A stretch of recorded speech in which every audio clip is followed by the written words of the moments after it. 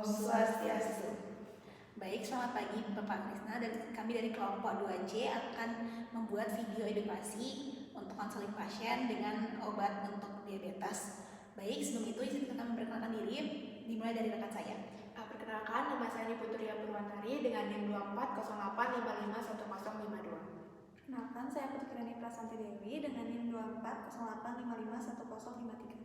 Baik, perkenalkan saya Jessica Deborah Marta Manalu dengan NIM 2408551054. Baik, perkenalkan saya Mada Rizky Kelenga dengan NIM 2408555105. Baik, berikut untuk video kami, selamat menyaksikan.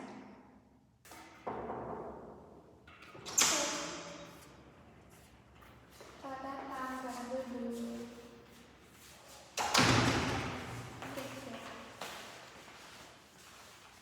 Selamat pagi, perkenalkan saya Apoteker Kelenga dan rekan saya Apoteker Jessica yang bertugas di apotek pada hari ini. Boleh saya periksa resepnya? Oke, baik, saya izin konfirmasi, ini resepnya untuk ibunya atau adiknya?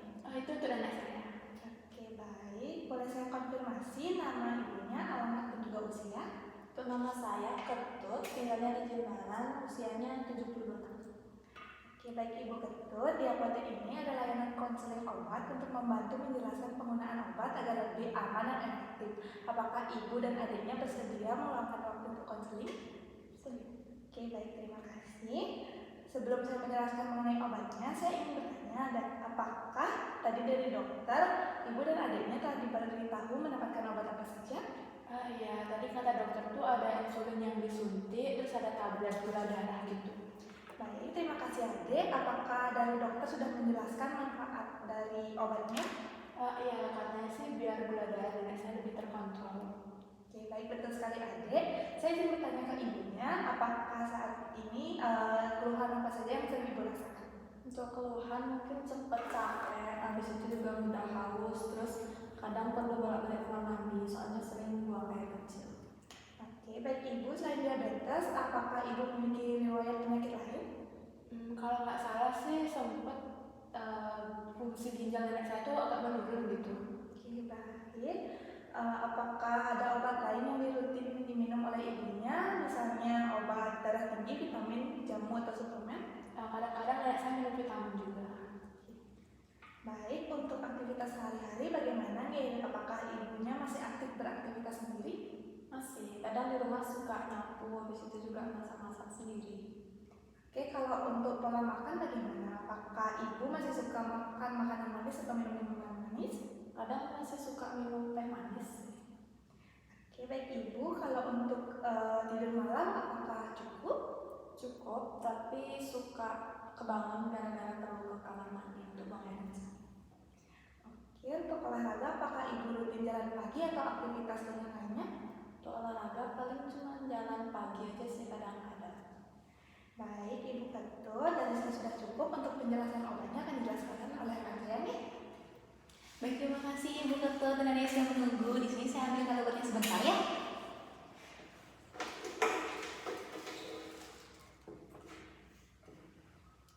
Oke, baik. Sebelumnya saya konfirmasi kembali, tadi dapat obat diabetes ya.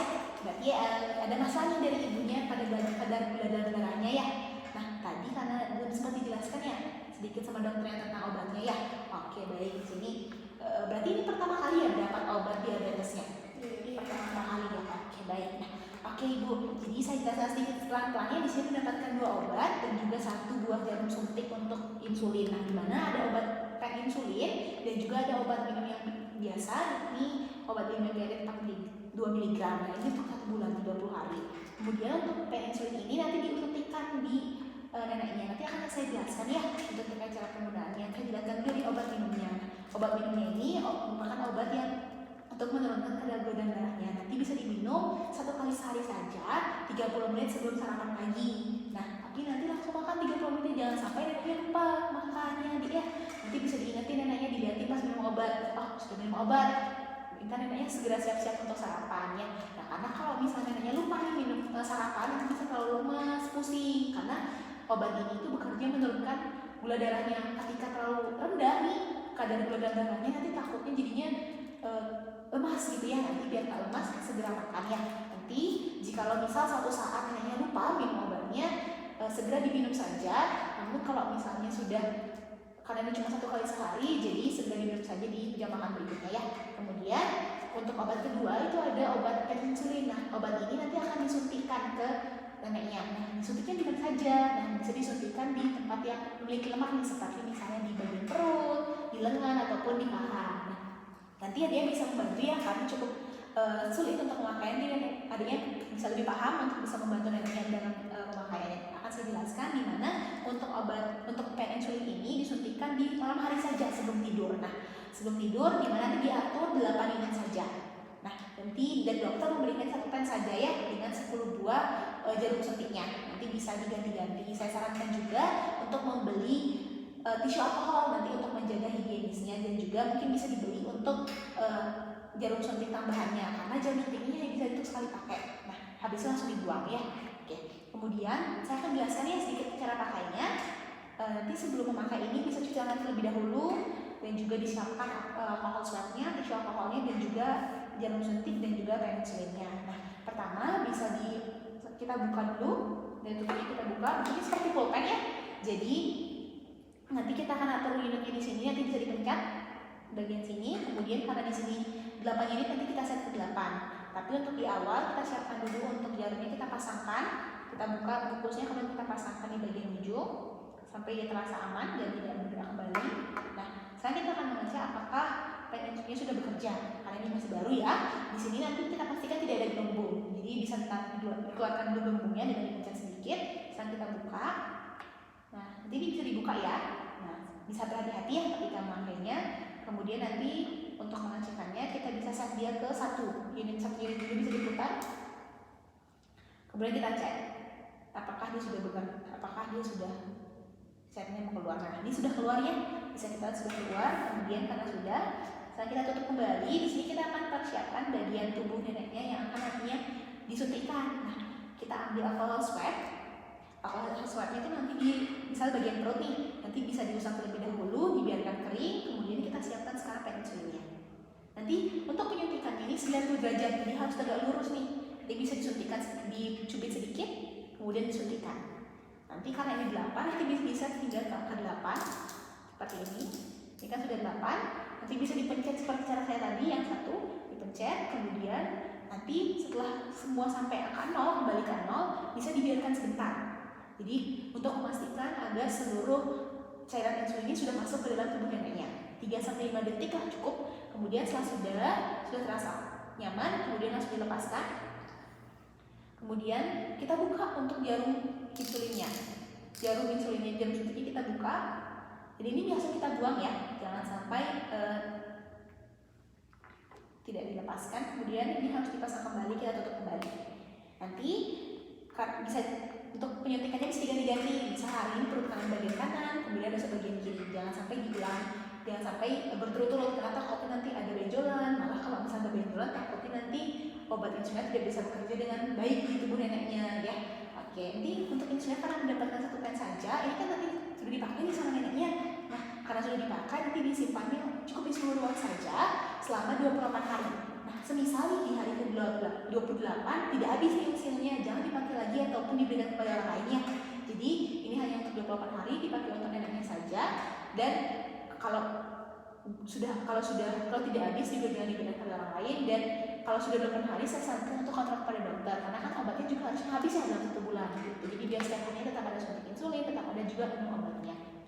Oke, jadi saya rangkum, dan nanti di pagi bisa minum obat ini 30 menit sebelum makan, obat limepirnya 1 tablet saja. Kemudian di malam hari bisa untuk penyuntikan insulinnya di 8 unit, bisa disuntikan tidak lurus, bisa di bagian yang perut, paha, ataupun lengan. Oke, mungkin itu. Nanti apakah ada yang menanyakan lagi ya?